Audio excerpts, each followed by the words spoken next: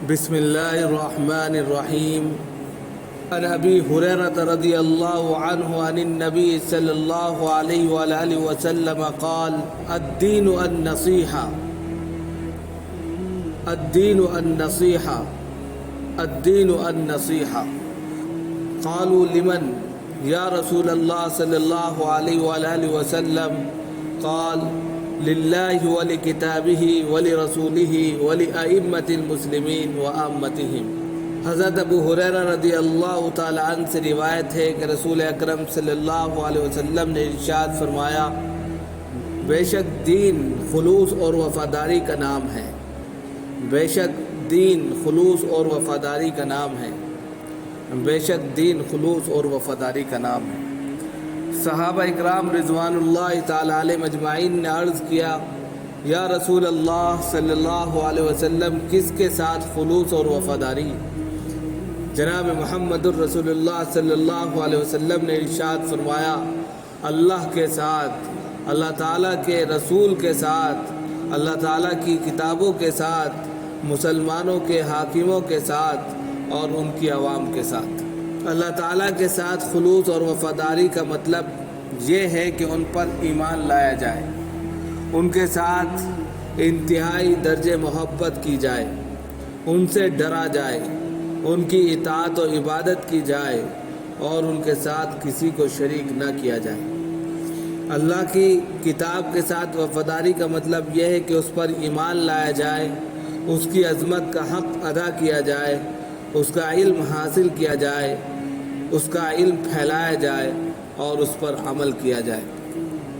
اسی طرح رسول اکرم صلی اللہ علیہ وسلم کے ساتھ خلوص اور وفاداری یہ ہے کہ ان کی تصدیق کی جائے، ان کا احترام کیا جائے، ان سے ان کی سنتوں سے محبت کی جائے، دل و جان سے ان کی اتباع میں اپنی نجات سمجھی جائے۔ مسلمانوں کے حاکموں کے ساتھ خلوص و وفاداری یہ ہے کہ ان کی ذمہ داریوں کی ادائیگی میں ان کی مدد کی جائے، ان کے ساتھ اچھا گمان رکھا جائے، اگر ان سے کوئی غلطی ہوتی نظر آئے تو بہتر طریقے پر اس کی اصلاح کی کوشش کی جائے، ان کو اچھے مشورے دیے جائیں اور جائز کاموں میں ان کی بات کو مانا جائے۔ عام مسلمانوں کے ساتھ خلوص و وفاداری یہ ہے کہ ان کی مدد و خیر خواہی کا پورا خیال رکھا جائے، جس میں ان کو دین کی طرف متوجہ کرنا بھی شامل ہے۔ ان کا نفع اپنا نفع اور ان کا نقصان اپنا نقصان سمجھا جائے، جتنا ممکن ہو ان کی مدد کی جائے، ان کے حقوق کو ادا کیا جائے۔ یہاں پر جو بیان ہے وہ مسلمانوں کے حقوق کا تذکرہ ہے، اور اس حدیث کے اندر جو ہے الدین النصیحہ کا لفظ استعمال کیا گیا ہے۔ یہ دین جو ہے خیر خواہی کا نام ہے، دین جو ہے خلوص و وفاداری کا نام ہے۔ یہ جناب محمد الرسول اللہ صلی اللہ علیہ وسلم نے ایک دو مرتبہ نہیں بلکہ 3 مرتبہ فرمایا کہ دین خیر خواہی ہے، دین خلوص و وفاداری ہے، دین خیر خواہی ہے، دین خلوص و وفاداری ہے۔ اب کس کے لیے لمن قالو، لمن کہا، کس کے لیے اللہ کے رسول صلی اللہ علیہ وسلم؟ تو آپ صلی اللہ علیہ وسلم نے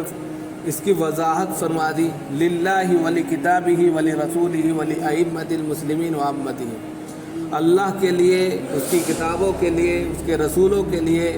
آپ مسلمانوں کے ائمہ کے لیے، حکمراں کے لیے، عام مسلمانوں کے لیے۔ اب اللہ کے لیے خیر خواہی یہی ہو سکتی ہے کہ اس پر ایمان لایا جائے، اس کی عبادت کی جائے، اس سے ڈرا جائے اور تمام چیزوں میں اللہ کو ایک مانا جائے، اس کے ساتھ کسی کو شریک نہ ٹھہرایا جائے، ہر اعتبار میں عبادت کے لائق اسی کو سمجھا جائے، وہی کہہ سکتے ہیں کہ پالنے والا ہے، وہی زندگی دینے والا ہے، وہی موت کے بعد اٹھانے والا ہے۔ یہ ساری چیزیں جو ہیں یہاں پر موجود ہیں، اس لیے اس پر یقین رکھنا، ایمان رکھنا، یہ للہ سے تعلق رکھتا ہے۔ اسی طرح ولی کتاب ہی، اس کے اندر بھی واضح طور پر بتلا دیا گیا کہ اللہ رب العزت نے بہت سے صحیفے، بہت سی آسمانی کتابیں اتاری ہیں، لوگوں کی ہدایت کے لیے اتاری۔ توریت ہے، انجیل ہے، زبور ہے، اور آخر میں جو ہے قرآن پاک ہے۔ اب دوسری تمام جو کتابیں ہیں، آسمانی کتابیں، وہ کالعدم ہیں، لیکن قرآن کریم جو اس وقت آخری کتاب ہے جو جناب محمد الرسول اللہ صلی اللہ علیہ وسلم پر نازل کی گئی ہے، یہی آخری شریعت ہے اور یہی اللہ رب العزت کا آخری کلام ہے، یہی آسمانی کتاب ہے۔ اب اس کو ہر اعتبار سے مانا جائے، اس کو تسلیم کیا جائے، اس پر ایمان لایا جائے، اس سے محبت کی جائے، اس کے علم کو سیکھا جائے، اس علم کو سیکھ کر اس پر عمل کیا جائے، اس کے علم کو پھیلایا جائے۔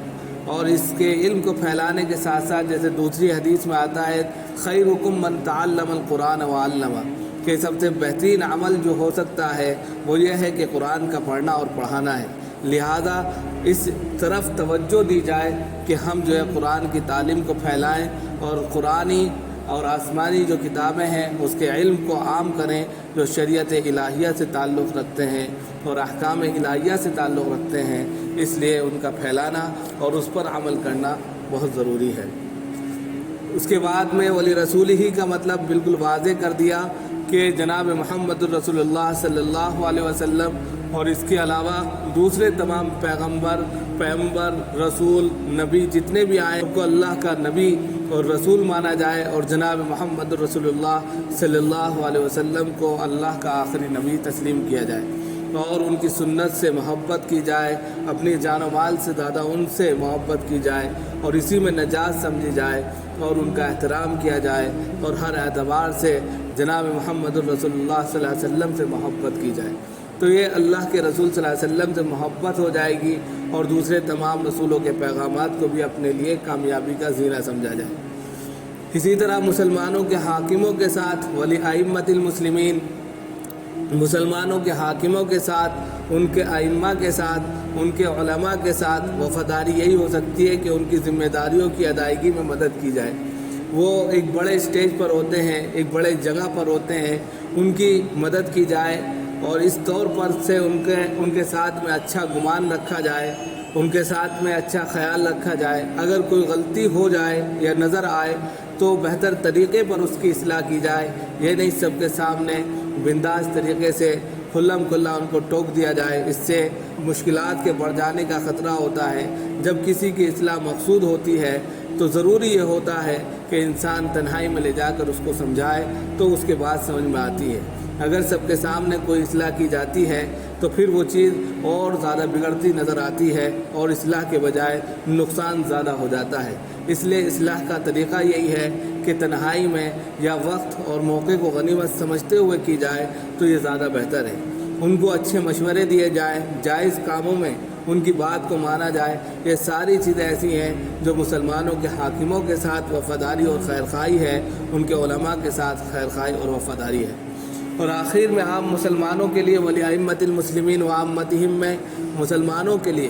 خلوص اور خیرخواہی کا بالکل صاف میسج یہ ہے کہ ان کے ساتھ سب سے پہلے ہمدردی رکھی جائے، ان کی خیرخواہی کا پورا دھیان اور خیال رکھا جائے اور ان کو سب سے پہلے دین کی طرف متوجہ کیا جائے اور دین کی طرف بلایا جائے، شریعت اسلامیہ کی طرف ان کو دعوت دی جائے اور ان کے نفع کو نفع اور ان کے نقصان کو اپنا نقصان سمجھا جائے۔ جب